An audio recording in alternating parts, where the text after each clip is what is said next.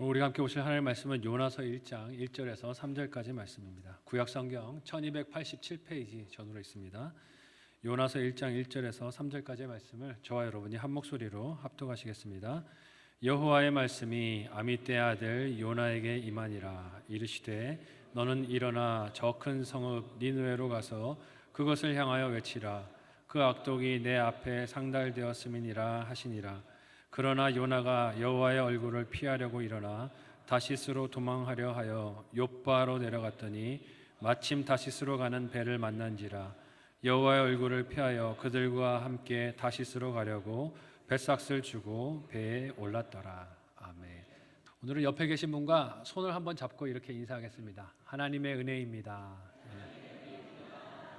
네. 세상에 오늘이 2023년도 마지막 날이네요. 마지막 주일이기도 하고요. 한 번 더 인사할 텐데요. 진하게 인사하겠습니다. 사랑하고 축복합니다. 네. 함께 읽은 오늘 본문의 말씀을 가지고 사명이 버거울 때라는 제목으로 말씀 나누도록 하겠습니다. 2023년도 마지막 주일이기도 하고 마지막 날이기도 합니다. 참 한 해 동안 믿음을 지키면서 걸으시느라고 수고 많으셨고 고생 많으셨습니다. 한 번 더 옆 사람에게 인사합시다. 고생 많으셨습니다. 네. 그러나 이게 끝이 아닙니다. 다시 시작됩니다. 하나님께서 시간을 창조하시고 순환되는 우리에게 하루를 주시고 또 일주일을 주시고 한 달을 주시고 1년을 주신 것이 참 큰 은혜라는 생각이 듭니다. 왜 그렇습니까? 이런 순환이 없으면 못 살았을 것 같아요. 힘들어서 못 살았을 것 같습니다. 순환되는 하루가 있고 일주일이 있고 한 달이 있고 1년이 있으니까 우리 삶이 힘들고 버겁지만 그래도 살아갈 수 있는 또 새로운 기회를 받는 은혜를 누리는 것이 아닌가 하는 생각이 듭니다. 얼마나 감사한 일입니까? 이렇게 하나님께서 주신 규칙적인 리듬이 없었다면 우리는 이 삶이라는 여정을 감당하기 너무 힘들었을 것입니다. 다시 주어지는 매일매일의 기회를 우리가 마주해야지요. 밤에 잠들면서 죽음을 경험하고 아침에 일어나면서 부활을 경험합니다. 아, 이런 것이구나 하는 것을 매일매일 느끼면서 하나님이 새롭게 주시는 기회를 매일매일 누리고 살죠. 지나온 여정을 마무리할 수 있는 시간을 하나님이 주셔서 한 주의 삶을 돌아보고 한 달의 삶을 돌아보고 1년의 삶을 돌아볼 수 있도록 인도해 주셨습니다. 왜 돌아봅니까? 잘못된 것들을 반성하며 성숙할 수 있는 순간을 하나님이 은혜로 주셨기에 그것을 사용하는 것입니다. 지난 한 해를 걸어오면서 우리가 얼마나 힘들고 어려운 일들이 많았습니까? 물론 기쁜 일도 있었습니다. 감사한 일들도 있었고 행복하고 즐거운 일들도 있었죠. 하지만 힘들고 어려운 삶도 우리에게 있었습니다. 버거운 일들이 있었고 기억들이 있었고 마음을 아프게 했던 관계의 문제들도 누구나 다 사람이라면 있을 것입니다. 하나님의 선하심을 우리의 머리로는 알고 지식으로는 알지만 마음으로 받아들이고 믿기에는 사실 삼키기 쓴 약처럼 힘들고 버거운 부분들이 1년의 우리의 삶에 있었어요. 지금 이 순간에도 있고 앞으로도 계속해서 그 버거움은 있을 것입니다. 하나님께서 우리 모두에게 삶이라는 사명을 주셨는데 이 삶의 사명은 힘들지 않은 사람이 아무도 없는 것 같아요. 저희 집에 5살짜리 딸도 힘들다고 합니다. 뭐가 그렇게 힘드냐? 밥상에 앉아서 밥을 먹을 때도 밥 한 숟가락 엄마가 이렇게 떠먹이면 힘들어. 뭐가 힘들어? 밥 먹는 게 힘들어. 이해가 안 간다야. 그러는데 보면 다 힘들어요. 살아있는 것, 삶을 살아가는 것 누구에게나 다 힘들고 어려움이 있습니다. 이 사명이 쉬운 사람은 한 사람도 없어요. 특별히 내 생각대로 인생이 펼쳐지지 않을 때, 내 계획대로 삶이 흘러가지 않을 때, 이해할 수 없는 일들을 만날 때 우리는 거기서 하나님의 뜻을 찾기 위해서 몸부림치지만 하나님께 이렇게 말합니다. 하나님, 버겁습니다. 인생이 무거워요. 하나님, 어떻게 하면 좋습니까? 하는 마음들이 생기죠. 오늘 우리가 읽은 본문 속에 요나라는 선지자도 그런 문제, 그런 사명을 만난 인물이었습니다. 그는 이스라엘이 남북으로 나뉘었던 분단 시대에 북이스라엘에서 사명을 받았던 하나님의 선지자였습니다. 그런데 하나님께서 이 요나를 자기 민족 북이스라엘에게로 보내시지 않고 이방 나라로 보내십니다. 황폐된 내 백성에게 가서 말씀을 전하는 것도 시급하고 바쁜 일인 것 같은데 하나님은 이방 나라로 가라고 말씀하세요. 그런데 그것도 그냥 이방 나라가 아닙니다. 북이스라엘을 쳐서 망하게 했던 원수 아수르에게로 선지자 요나를 보내세요.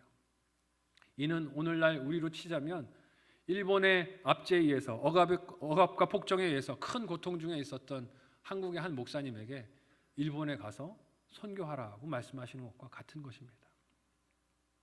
아수르는 침략하는 나라들마다 잔혹한 방법으로 살인을 저지르고 그렇게 사람들을 약탈했기 때문에 그런 약탈하는 일들로 유명한 민족이었습니다.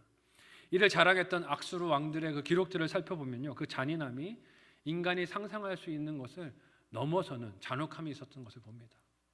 적군을 잡아 죽일 때 모든 수단과 방법들을 다 동원했는데 전투에서 승리하면 적군의 병사들을 산채로 팔다리를 잘라서 죽이고 그것을 즐기면서 조롱했다고 합니다. 그 시체를 나무에 매달아서 걸고 이를 반항했던 사람들이 바라보고 두려워하게 만드는 재료로 쓰기도 했다고 해요. 목을 베어서 무더기로 쌓아놓고 그것을 쌓는 방식으로 자신들의 힘을 약소국들에게 과시하기도 했습니다. 여러분, 이를 바라봐야 했던 침략을 당했던 나라 백성들의 심정이 어땠을까요? 너무너무 고통스럽지 않았겠습니까? 자신의 아들들이, 자신들의 배우자가 그런 죽임을 당해서 세상에 널브러지는 것을 볼 때 마음의 분노와 증오가 들끓었을 것입니다. 이런 마음이 들었을 것 같아요. 하나님이 살아계시면 어떻게 저런 나라를 가만히 두고 볼 수 있는가? 왜 방관하시는가? 저 나라를 심판하시고 꾸짖고 망하게 하셔야 되는 것 아닌가 하는 원망이 생기지 않겠습니까? 그런데 하나님께서 그 피해국 중에 하나인 이스라엘의 선지자 요나를 오늘 말씀에서 부르십니다. 그리고 어디로 보내십니까? 가해자인 아수르에게로 보내세요. 거기 가서 하나님의 말씀을 전하라고 하십니다. 버거운 사명이 주어진 것입니다. 지난 한 해 우리의 인생이 이처럼 버거운 사명이었을 수 있습니다. 앞으로 다가올 새해가 혹시 이렇게 버거운 사명으로 다가올 수도 있을 것입니다. 내게 버겁게 다가오는 사명 앞에서, 인생 앞에서 우리는 어떻게 해야 할까요? 무엇을 어떻게 해야 하는 것일까요? 오늘 요나서 말씀을 통해서 하나님이 우리에게 귀에 들려주시는 음성이 무엇인지 생각해보고 우리의 버거운 삶에, 사명에, 또 주신 직분에, 책임에 적용할 수 있는 이 한 주, 또 새로운 한 해가 되시기를 예수님의 이름으로 축복합니다. 첫 번째로요, 하나님의 사랑을 읽지 못할 때, 읽어서 해석해내지 못할 때 하나님의 주신 사명은 버겁다 하는 것을 우리가 만나게 됩니다. 함께 오늘 본문 1절에서 2절까지의 내용을 한 목소리로 읽어보도록 하겠습니다. 같이 읽습니다. 시작. 여호와의 말씀이 아미떼의 아들 요나에게 임하니라. 이르시되 너는 일어나 저 큰 성읍 니느웨로 가서 그것을 향하여 외치라. 그 악독이 내 앞에 상달되었음이니라 하시니라. 아멘. 아수르의 침략으로 인해서 북이스라엘이 다 황폐해졌습니다. 피폐해지고 온 백성이 이에 대한 분노와 적개심, 복수심으로 힘든 마음을 안고 괴로워하고 있었습니다. 그렇게 힘들어하고 있었을 때 여호와 하나님의 말씀이 요나에게 임하십니다. 그런데 이때 요나를 설명하는 말이 아미떼의 아들이라고 그를 불러서 호칭합니다. 이 요나라는 이름의 뜻은요, 비둘기라는 뜻을 가지고 있습니다. 요나라는 이름의 뜻이 비둘기예요. 그의 아버지인 아미떼의 이름은 그 뜻이 진리 혹은 진실이라는 뜻을 가지고 있습니다. 요나서가 이 둘을 묶어서 요나를 소개하고 있어요. 아미떼 아들 요나다. 이 둘을 연결해 보면 어떤 의미가 있습니까?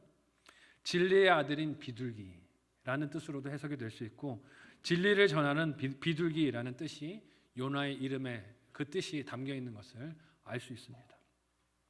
여러분, 성경에서 비둘기가 처음 등장했던 때가 언제인지 아십니까? 창세기에서 노아의 방주 사건, 노아의 홍수가 있었을 때 이 비둘기라는 피조물이 처음 등장하게 됩니다. 하나님께서 세상을 심판하신 홍수가 그쳤을 때 노아는 땅이 사람들이 살아갈 수 있는 장소가 되어가고 있는지 확인하기 위해서 이 비둘기를 방주 밖으로 내놓고 그 형편을 살피게 됩니다. 창세기 8장 10절에서 11절까지 본문을 한 목소리로 읽어보겠습니다. 같이 읽습니다. 시작. 또 7일을 기다려 다시 비둘기를 방주에서 내놓음에 저녁 때 비둘기가 그에게로 돌아왔는데 그 입에 감람나무 새 잎사귀가 있는지라. 이에 노아가 땅에 물이 줄어든 줄을 알았으며. 아멘. 하나님께서 세상을 왜 심판하셨습니까? 죄악이 관영했기 때문입니다. 하늘 끝까지 세상의 죄악이 넘쳤기 때문에 하나님이 그 죄악이 가득한 땅에 진노하셔서 심판으로 홍수의 심판을 쏟으시고 그렇게 세상을 심판하셨습니다. 노아의 손에 들려 있었던 비둘기는 그 땅이 다시 하나님의 은혜로 살아갈 수 있는 곳이 되었는지, 하나님의 긍휼과 평화가 시작된 것을 우리가 확인할 수 있는지 알기 위해서 노아 보낸 일종의 전령이었습니다. 비둘기가 가서 감람나무의 새 잎을 물고 왔을 때 하나님이 죄악이 관영했던 땅을 심판하시고 이제 용서하시고 평화가 오고 있구나 하는 것을 확인하게 되었죠. 그런데 오늘 본문에서 요나가 그런 인간 전령으로 아수르로 가야 한다고 하나님이 말씀하시는 것입니다. 아수르의 수도인 니느웨를 찾아가도록 하나님이 부르셨어요. 이렇게 요나에게 임하신 하나님의 말씀이 구체적으로 요나에게 명하신 일이 무엇입니까? 니느웨에 가서 그 성과 거기 사는 이들에게 그들이 행했던 죄악이, 악독이 하나님께 들린 바 되었다. 이거 하나님께서 심판하실 준비를 하고 계시다 하는 것을 들려주라는, 선포해서 알리라는 사명을 주십니다. 2절까지 본문에서 하나님이 요나를 부르시며 행하라고 명령하신 것에 동사들을 뽑아내서 살펴보면 세 가지예요. 먼저는 그가 머물렀던 자리에서 일어나라고 하시는 거고, 두 번째는 큰 성읍 니느웨로 가라고 하시는 것이고, 마지막 세 번째는 하나님께서 그에게 주시는 것을 외쳐서 말하라는 것입니다. 세 가지 동사로 나와요. 외쳐야 할 내용은 복잡한 것이 아니라 간결한 것이었습니다. 니느웨 사람들이 죄를 많이 지었고 그 죄가 하나님께 상달되었다는 짧은 메시지였어요. 이처럼 간결한 명령을 보면 하나님은 요나를 빨리 보내기를 원하셨던 것을 알 수 있습니다. 신속하게 보내기를, 요나가 즉각적으로 순종하기를 원하셨던 것이에요. 그만큼 니느웨가 만나게 될 하나님의 심판이 시급하고 가까이 다가왔다는 것입니다. 하나님의 계획을 그들이 신속하게 듣고 회개하고 돌이키기를 원하시는 것이에요. 그러나 이 말씀을 받은 요나의 심정은 어떻습니까? 편치가 않습니다. 화가 나 있어요. 자신의 동족인 유대인들에게 그들이 행했던 그 많은 약탈들, 수탈들, 괴로움들, 잔인한 일들을 보면, 수치를 안긴 것들을 보면 아수르는 하나님의 이런 사랑을 받을 자격이 없다고 느꼈겠죠. 하나님께서 그런 원수들에게 자기를 보내시는 것 자체가 이해가 되지 않는 것입니다. 게다가 그들이 범한 죄악이 하나님께 상달되었다는 메시지가 담고 있는 의미가 무엇입니까? 하나님이 용서하고 싶다는 의미가 거기에 담겨 있는 거예요. 여러분 생각해 보세요. 심판하시고 멸하실 것이라면 굳이 선지자를 왜 보내겠습니까? 그냥 바로 쳐서 멸하시면 되죠. 근데 선지자를 보내시고 그들의 악독이 하나님께 들렸다라고 꾸짖는 메시지를 보내신다는 것은 그 뒤에 숨은 메시지가 있다는 거예요. 하나님이 아수르를 용서하고 싶다. 회개의 기회를 주고 싶다는 것입니다. 하나님의 긍휼과 은혜의 마음이 그 뒤에 깔려 있는 것을 알 수 있어요. 그런데 이런 하나님의 사랑이 요나에게는 읽혀지지 않는 글과도 같았습니다. 독해가 안 되는 거예요. 해석이 되지 않는 것입니다. 그는 다음 구절인 3절과 이후 요나서 내용 전체를 통해서 이 하나님의 말씀을 받아들이기가 너무 어렵다는 것을 온몸으로 보여줬습니다. 여러분, 이것을 그냥 단편적인 이야기로 읽으면 하나님께 순종하지 않는 고집스러운 성품, 완고함으로 보일 수 있어요. 그러나 요나가 겪었던 시대적인 상황과 그가 받아냈던 삶의 고통들을 생각해 본다면 요나에게 이 하나님의 사랑이 얼마나 해석하기 힘든 언어였는가 하는 것을 이해할 수 있습니다. 짐작할 수 있어요. 요나는 이렇게 생각한 것이에요. 하나님, 사랑할 만한 사람을 사랑하십시오. 어떻게 저런 인간들을 사랑하고 용서할 수 있습니까? 말이 됩니까? 우리가 당한 일들을 보세요. 어떻게 하나님 저들을 용서할 수 있습니까? 눈이 있다면 우리가 당한 일들을 보지 않으셨습니까? 그러면 어떻게 저들을 용서할 수 있습니까? 생각한 것입니다. 하나님이 사랑해서는 안 된다고 여겼던 괴로움의 대상이 그들이었고 분노와 상실감으로 치가 떨리게 만들었던 상대에게 하나님이 보내시기 때문에 견딜 수가 없는 것입니다. 여러분, 우리도 지난 한 해 이런 어려움들이 다 한 번쯤은 있지 않으셨을까 생각해 봅니다. 하나님께서 나를 보내신 삶의 자리와 역할과 책임이, 그리고 그 속에서 만났던 사건들이 부당해 보이고 버거웠던 순간들이 있었습니다. 버겁게 다가오는 그 사명은 지금도 이어지고 있고 새해에도 다가올 것입니다. 그런데 그 버거움과 무거움을 깊이 들여다보면 이유가 무엇인 것을 발견할 수 있습니까? 하나님의 사랑이 읽히지 않기 때문이에요. 그 가운데서 어떻게 하나님이 사랑할 수 있는가? 그 사랑이 보이지 않기 때문에 버겁고 힘든 것을 우리가 알 수 있습니다. 내가 생각하는 공평이 실현되지 않는다라고 느낄 때, 내가 원하는 보상이 내 삶에 없을 때, 내가 악인이자 죄인이라고 여기는 사람들, 평가하는 사람들이 오히려 이 땅에서 잘 되는 모습을 볼 때, 편안함을 누리는 것을 볼 때 우리의 마음에는 이런 상실감들이 밀려옵니다. 하나님 어떻게 그러실 수가 있으세요? 어떻게 저런 사람을 사랑할 수가 있으세요? 어떻게 저런 사람을 구원하시고 용서하실 수가 있으세요? 하는 마음이 올라오는 것이죠. 하나님의 사랑이 읽혀지지가 않아서 주어진 책임과 사명과 삶이 무겁고 괴롭습니다. 오늘 본문 속에 요나의 버거운 마음이 오늘 내 마음은 아니십니까?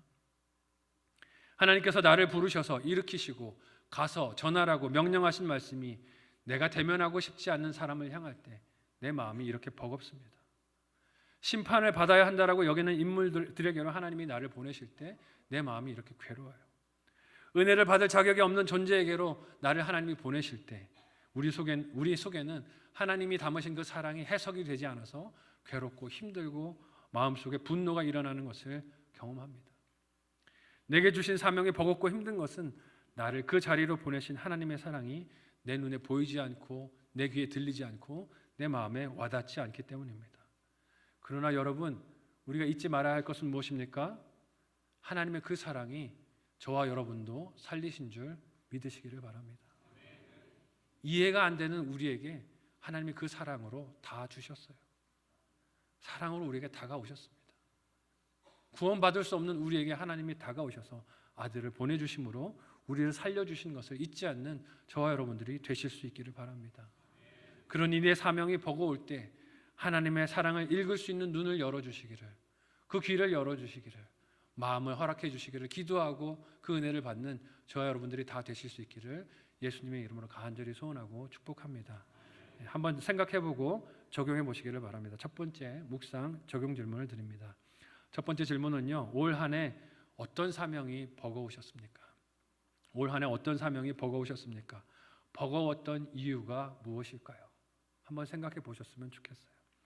두 번째로 보냄받은 삶과 책임과 역할이 옳지 못하다라고 느낀 적이 있습니까? 내가 보냄받은 인생과 책임과 역할이 옳지 못하다라고 느낀 적이 있습니까? 그랬다면 이유가 무엇이었을까요? 한번 생각해 보시면 좋겠어요. 마지막 두 번째로 그렇게 회피해도 하나님의 사랑은 결코 끊어지지 않는 줄 믿으시기를 바랍니다. 자신이 이해할 수 없는 하나님의 사랑 앞에 오늘 본문의 요나는 충격적인 일을 행합니다. 선지자로서 어떻게 그럴 수 있나 하는 일을 행하게 돼요. 주신 하나님의 명령을 정면으로 거스르는 일을 하게 됩니다. 함께 오늘 본문 3절을 한 목소리로 읽어보도록 하겠습니다. 같이 읽습니다. 시작. 그러나 요나가 여호와의 얼굴을 피하려고 일어나 다시스로 도망하려 하여 욥바로 내려갔더니 마침 다시스로 가는 배를 만난지라 여호와의 얼굴을 피하여 그들과 함께 다시스로 가려고 뱃삭을 주고 배에 올랐더라. 아멘. 하나님의 말씀을 들은 요나가 먼저 한 일이 무엇입니까? 일어났습니다. 그러니까 언뜻 들으면 하나님이 일어나라고 하셨으니 일어나는 것이 순종하는 것 같습니다. 그러나 3절의 접속사가 무엇이었습니까? 그러나였어요. 순종하려고 일어나는 게 아니라는 뜻입니다. 오늘 본문이 밝히는 요나가 일어난 이유는 하나님의 뜻에 명령에 순종하기 위한 것이 아니라고 합니다. 오히려 하나님의 얼굴을 피해서 도망가기 위해 일어났다라고 해요. 그만큼 하나님의 뜻이 요나에게는 싫었던 것입니다. 마음에 들지 않았던 거예요. 어떻게 자신을 원수의 나라인 아수르에게로, 그것도 그 수도인 니느웨로 가도록 보내실 수 있는지 납득이 되지 않는 것입니다. 하나님, 어떻게 그럴 수 있습니까? 나한테 거기 가서 이런 일을 하라고 시킬 수가 있습니까? 이건 하나님 틀린 일입니다 라고 반항하는 것이죠. 그저 아수르로 가는 것이 싫었다면 일어나지 않으면 되지 않습니까? 그냥 나 아무것도 안 할래요 하고 팔짱 끼고 앉아 있어도 될 일입니다. 그런데 요나는 어떤 선택을 합니까? 일어나서 가만히 있는 게 아니고 반대로 갑니다. 하나님께서 그에게 가라고 하신 곳과 반대 방향을 향해서 열심히 열정적으로 갑니다. 그만큼 하나님에 대한 원망과 불만이 요나에게 컸다는 것을 알 수 있습니다. 요나가 원래 보냄을 받았던 니느웨라는 성읍은 예루살렘과 약 900km 정도 떨어져 있는 거리에 속한 도시였습니다. 오늘날의 거리로도 멀지만 그 당시 요나 당시의 교통수단들, 이동수단들을 생각해 보면 한참을 가야 하는 거리인 것을 알 수 있어요. 그런데 요나가 이 명령을 거역하고 가려는 다시스는 얼마나 더 멀까요? 무려 3,000km나 더 떨어진 곳이었습니다. 3배가 넘는 거리였어요. 당시의 이동수단인 배를 타고 항해를 한다면 1년이 넘게 가야 하는 곳이 다시스라는 곳이었습니다. 그만큼 싫었던 거예요. 하나님의 명령이 그만큼 자기 마음에 들지 않았고 그걸 온몸으로 어떻게 하고 있는 거예요? 표현하고 있는 것이죠. 나보고 이만큼 가라고요? 저는 그거보다 3배나 더 멀리 반대쪽으로 갈 겁니다. 지금 삐뚤어져도 단단히 삐뚤어져 있는 것이죠. 자신이 하나님께 받은 이 사명이 옳지 못하다라고 느낀 것입니다. 그래서 아예 하나님의 얼굴을 피하기 위해서 니느웨보다 3배 이상이나 먼 다시스로 가는 곳에 자신의 몸을 싣고 가려고 합니다. 저 같으면 이럴 것 같아요. 차라리 명령에 순종할 것 같아요. 거리를 그렇게 많이 가야 되는데 힘들어서라도 보내시는 곳에 갈 것 같은데 요나는 그만큼 마음이 섭섭했고 분노가 가득했던 것입니다. 이렇게 하나님이 주신 사명을 회피하는 길이 오늘 말씀에 보면 아이러니하게도 잘 풀리는 것 같습니다. 가는 곳곳마다 자기가 원하는 것을 만나게 돼요. 겉으로 볼 때는 말씀대로 머무르던 자리에서 일어나 떠난 것 같지만 요나가 가려는 목적지는 하나님이 보내시는 니느웨가 아니라 반대 방향인 다시스였습니다. 물론 여러분 다시스에 간다고 해서 하나님의 얼굴을 피할 수 있겠습니까? 착각이에요. 천지 만물을 지으신 하나님의 그 얼굴을, 그 눈을 세상에 피할 곳은 단 한 곳도 없습니다. 믿으시기를 바라요. 그 어디도 하나님을 피할 자리는 없어요. 천지 만물을 창조하신 하나님의 눈 앞에서는 그 눈을 피할 곳이 아무것도, 한 평의 땅도 없습니다. 그러나 요나는 자신의 생각과 욕심으로 그런 장소를 만든 거예요. 다시스는 하나님의 눈이 이르지 못할 거야 라고 착각한 것이죠. 이와 같은 착각은 죄를 범하고 하나님의 낯을 피하기 위해 숨었던 아담과 하와를 돌아보게 합니다. 죄를 지어놓고 하나님이 보이지 않는 곳에 숨으려고 하는 것이 사람의 본성인 것을 보게 돼요. 죄는 이처럼 하나님과의 관계를 깨트리고 멀게 하는, 단절케 만드는 위력이 있는 것을 봅니다. 그렇게 다시스로 가기 위해 내려간 욥바에서 요나가 무엇을 만납니까? 마침 다시스로 가는 배를 만납니다. 이야, 잘 됐구나. 내 뜻이 이루어지겠구나 생각을 했겠죠. 하나님의 얼굴을 피하는 과정이 일사천리로 다 이루어지는 것 같이 생각했을 것입니다. 때마침 배를 만난 요나에게는 배삭을 지불할 돈도 있었습니다. 자신의 수중에 돈도 있었어요. 하나님의 얼굴을 피하려는 그의 뜻이 술술 잘 풀리는 것이라고 느꼈을 것입니다. 그러나 이후 9절에서 보듯 요나가 하나님의 얼굴을 피하려고 했던 이 모든 시도들은 사실 자기 생각대로 인생이 풀리는 게 아니었습니다. 하나님의 뜻이 실현되고 있는 것이었어요. 세상에 하나님의 얼굴을 피할 장소는 한 군데도 없기 때문입니다. 오히려 하나님은 요나의 반항이 그가 하나님 품 안에 있을 수밖에 없고 하나님을 이탈할 수 없고 하나님이 주시는 사명을 감당해야 하는 존재라는 것을 깨닫게 하시는 도구가 되게 하십니다. 그리고 하나님의 사랑은 잔인한 죄악을 범한 이민족 아수르 사람들에게도, 그리고 하나님의 말씀을 지금 따르지 않고 반항하고 튕겨내고 있는 자기의 의가 충만한 자기 백성 요나에게도 한결같이 부어지는 용서, 긍휼, 인내로 함께하고 계신 것을 보여주고 있습니다. 요나는 하나님께서 그렇게 잔인한 일들을 행한 아수르 사람들에게 용서의 은혜를 베푸시려고 하는 그 의도를 이해할 수도 받아들일 수도 없었어요. 하지만 그렇게 자기가 생각하는 공평과 정의를 고집하는 요나 자신도 사실은 지금 하나님의 무엇을 받고 있습니까? 용서를 받고 있고 사랑을 받고 있고 이해를 받고 있습니다. 하나님의 은혜와 긍휼을 선물로 받고 있는 중에 있었어요. 사람은 이렇게 착각 속에 살아갑니다. 늘 남에 대해서 가지고 있는 나의 편견과 생각과 판단과 평가들이 옳다라고 느껴요. 그래서 하나님이 저 사람을 내 방법대로 심판하고 판단하고 정죄해야 된다라고 생각할 때가 많습니다. 그러나 한번 여러분 생각해 보세요. 하나님이 그런 인간의 생각대로 뜻대로 일하셨다면 지금 이 세상에 살아남아 있을 사람이 있을까요? 없을까요? 아무도 없을 거예요. 우리는 다 죽음을 맞이했을 것입니다. 사람들이 나를 비난하고 원망하고 비판하고 평가하고 판단하는 대로 하나님이 나를 벌하셨다면 나는 오늘 살아있을 수 없었을 거예요.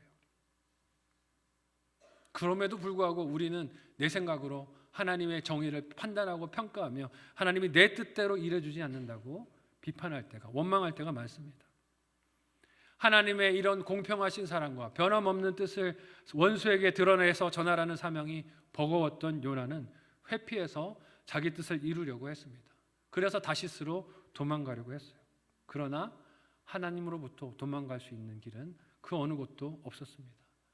다윗은 자신의 시에서 이처럼 피할 수 없는 하나님의 사랑과 은혜를 아름다운 시로 이렇게 고백해서 표현합니다. 함께 시편 139편 7절에서 10절까지의 말씀을 한 목소리로 읽어보겠습니다. 같이 읽습니다. 시작. 내가 주의 영을 떠나 어디로 가며 주의 앞에서 어디로 피하리이까. 내가 하늘에 올라갈지라도 거기 계시며 수월에 내 자리를 펼지라도 거기 계시니이다. 내가 새벽 날개를 치며 바다 끝에 가서 거주할지라도 거기서도 주의 손이 나를 인도하시며 주의 오른손이 나를 붙드시리이다. 아멘. 이 하나님의 오른손이 저와 여러분을 오늘 붙드시는 줄 믿으시기를 바랍니다.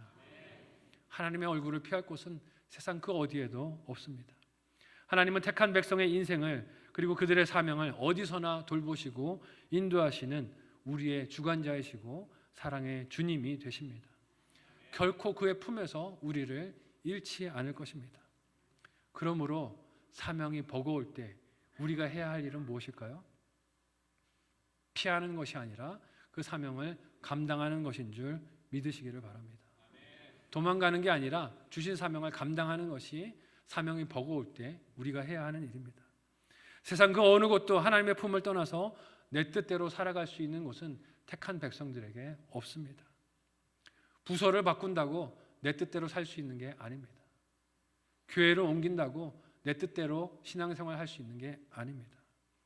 사람과의 관계를 단절하고 나 혼자 신앙생활을 한다고 내 원하는 대로 신앙생활을 할 수 있는 것이 아닙니다. 그런다고 피할 수 있는 것이 아니에요. 오히려 맡기신 사명을 하나님의 뜻대로 그렇게 감당하는 것이 주어진 사명이 버거울 때 우리가 해야 할 일인 것을, 순종인 것을 잊지 않는 저와 여러분이 되시기를 간절히 소망하고 축복합니다. 한번 생각하고 적용해 보시기를 바랍니다. 마지막 묵상 적용 질문을 드립니다. 첫 번째 질문은요, 올 한 해 받은 사명과 역할과 책임에 성실하셨습니까? 올 한 해 내가 받은 사명과 역할과 책임에 성실하셨습니까? 나 자신에게 몇 점을 주고 싶으십니까? 사실 이 질문 뽑으면서요, 제 마음이 콱 찔렸습니다. 그래서 목사야, 너는 너한테 몇 점 줄래? 몇 점일까요? 안 알려드려요. 그냥 저 혼자 평생 간직하고 내년에는 1점만 더 받자 하는 마음으로 사명을 감당하려고 합니다. 여러분도 그렇게 올 한 해보다 내년이 더 성숙한 한 해가 되실 수 있기를 바랍니다. 두 번째 적용 질문 드립니다. 받은 사명을 회피했거나 혹은 지금 회피하지 않으십니까? 하나님께서 내게 주신 사명을 회피했거나 지금 회피하지 않으십니까? 나의 다시스는 어디십니까? 하나님 나를 그리로 보낸다고요? 반대로 3배를 제가 갈 거예요 하고 고집 피우는 나의 다시스가 있다면 어디인지 생각해 보시고 회개하고 돌이키는 적용을 하셨으면 좋겠습니다. 여러분, 누구나 하나님이 보내신 우리 삶의 사명은 힘들고 어렵습니다. 설교 서두에 말씀드렸죠. 5살짜리 딸도 힘들다고 합니다. 어렵다고 해요. 버거움이 있습니다. 그런데 그 버거움을 깊이 들여다보면 이유가 무엇입니까? 한번 따라해 볼까요? 내 삶의 주인이 나이기 때문에. 그래서 힘든 거예요. 내 삶의 주인이 나라서 힘들고 버겁습니다. 오늘 말씀에 요나도 그랬습니다. 자기 사명의 주인이 자기라고 생각하니까 이 사명이 버겁고 힘들었어요. 그러나 하나님은 결코 택한 청지기의 그 삶이 하나님의 품을 떠나도록 내버려 두지 않으십니다. 순종하고 엎드림으로 그 사명을 감당할 때 이 버거움이 즐거움과 기쁨으로 변합니다. 버거워 보여도 주신 사명을 감당할 때 진정한 즐거움과 행복을 누리게 돼요. 그 행복을 가장 잘 보여주신 분이 누구십니까? 한번 따라해 볼까요? 예수 그리스도. 믿으시기를 바랍니다. 하나님께서 보내신 그 사명을 순종하심으로 감당하시고 그것이 가장 행복한 것을 우리에게 십자가 죽음으로 부활로 우리를 살려 천국으로 인도하시는 거 인도하심으로 우리에게 보여주셨습니다. 나의 사명이 버거울 때 이 예수님을 바라볼 수 있는 저와 여러분들이 되시기를 바랍니다. 끝까지 순종하심으로 자기를 비워 종의 형체를 가지시고 낮아지셔서 우리에게 다가오심으로 그렇게 이 행복을 우리에게 보여주셨습니다. 여전히 내 사명이 버겁고 힘들다는 것은 내가 내 삶의 주인이 되어 있다는 뜻입니다. 주인의 자리에서 내려오면 버겁지 않습니다. 왜 그렇습니까? 주인이 시키는 대로 하면 되기 때문에 그렇습니다. 나의 마음속 왕자를 하나님께 드림으로 이를 잘 벗어나고 사명이 버거울 때 오히려 이를 넘어서서 승리하는 순종하는 저와 여러분 모두가 되시기를 사랑하는 예수님의 이름으로 간절히 소원하고 축복합니다. 아멘. 우리 말씀을 기억하며 이 시간에 합심하여 함께 기도하겠습니다. 하나님, 오늘 말씀 속에 요나가 나의 모습인 것을 회개하오니 용서하여 주옵소서. 사명으로 나를 보내시고 나를 그렇게 만나게 하는 사람들의 관계 속으로 보내실 때 내 생각과 내 기준으로 나의 옳고 그름으로 이건 아니에요 라고 부르짖었던 나의 모습을 회개하오니 주여 용서하여 주시고 다시 회개하고 돌이켜서 하나님이 주시는 사명을 잘 따를 수 있도록 인도하여 주옵소서. 내게 찾아오신 예수님처럼 나도 나의 십자가를 지고 주님을 따르는 길에 순종하고 영혼의 결실, 생명의 열매를 맺는 우리의 삶이 되게 도와달라고 이 시간에 간절한 마음으로 합심하여 함께 기도하겠습니다. 하나님 은혜를 감사합니다. 우리를 사랑하셔서 예수 그리스도의 생명을 허락하여 주시고 살게 하여 주시고 생명의 길로 인도하여 주셨습니다. 하나님, 이렇게 내 삶의 주인이 예수님 되신 것을 드러내 보이시고 믿음의 길로 초청하여 주셨지만 여전히 내 삶의 주인이 내가 되어서 주신 사명이 버겁고 삶이 버겁고 힘들고 어려울 때가 많습니다. 주님 용서하여 주시고 다시 내 삶의 주인이 하나님 되신 것을 하나님 기억하고 돌이키게 하여 주셔서 하나님의 인도하심에 순종케 하여 주시고 보내신 그 자리에서 사명 감당하며 영혼을 살리고 하나님의 사랑을 드러내 보이고 하나님께서 내게 주신 은혜의 사명들을 기쁨으로 감당하는 우리가 되도록 도와주옵소서. 연약한 나를 불쌍히 여겨주시고 이 사명 감당할 수 있도록 날마다 하나님의 말씀이 말씀으로 사랑으로 해석되어지고 읽혀지고 그래서 적용될 수 있도록 우리 손과 발로 행해질 수 있도록 하나님 은혜를 더하여 주옵소서. 감사하며 예수님의 이름으로 기도합니다. 하나님, 지난 한 해 우리의 삶을 돌아볼 때 하나님이 우리에게 맡겨주신 사명도 인생도 무겁고 버거웠던 것을 돌아봅니다. 그러나 그 무겁고 버거웠던 이유들을 생각해 보면 내 삶의 주인이 나로 앉아서 그렇게 내 뜻대로 살려고 몸부림쳤기 때문에 힘들고 괴로웠던 것임을 기억하고 회개하오니 용서하여 주옵소서. 새해에는 하나님이 주인 되신 삶을 살기를 원합니다. 인도하여 주셔서 예수 그리스도께서 나에게 다가오신 그 자신을 버리고 종이 되신 그 길을 우리도 기쁨으로 따라갈 수 있도록 인도하여 주시고 그래서 나에게 맡겨주신 사명이 버거움이 아니라 영광이고 기쁨이고 즐거움이며 하나님의 사랑을 드러내 보이는 복의 통로가 될 수 있도록 도와주시옵소서. 하나님 은혜에 감사하여 이 시간에 예물 드리오니 하나님 기쁨으로 연락하여 주옵소서. 예수님의 이름으로 간절히 기도하옵나이다. 아멘.